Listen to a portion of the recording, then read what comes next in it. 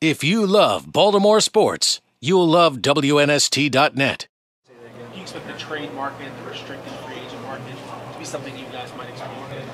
Yeah, I mean, we're going to explore every avenue, for every position. But it's going to be interesting this year to see how this plays out, Aaron, because I don't think anybody really knows. There's not as many unrestricted free agents. There's more restricted free agents. What are the tenders going to be? Who's going to be tendered what? Is there going to be more trade dialogue than we have in other years? So we've had lengthy discussions at the highest level. Steve, Dick, Ozzy, everybody's been involved in that, as you know. And I think we've kind of got our ducks lined up in terms of our plans, and just have to see what we can get accomplished. Can you talk about the evolution of your the six-man offensive line with the extra right tackle? And does that change the way you scout offensive linemen here and other places? Are you looking for guys with more versatility, maybe have played more positions?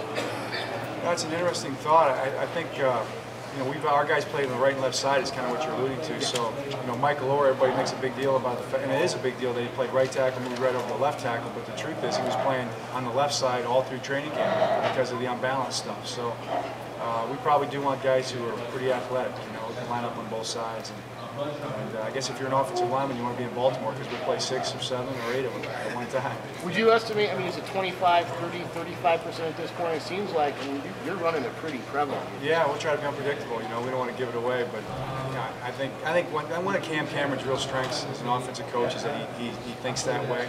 And you might see all offensive linemen out there one day, or you might see no offensive linemen out there. Now, when you watch the Bengals start running 6 up there, you're like, oh, okay. We did notice that. Notice that. We're wondering where they got that idea from.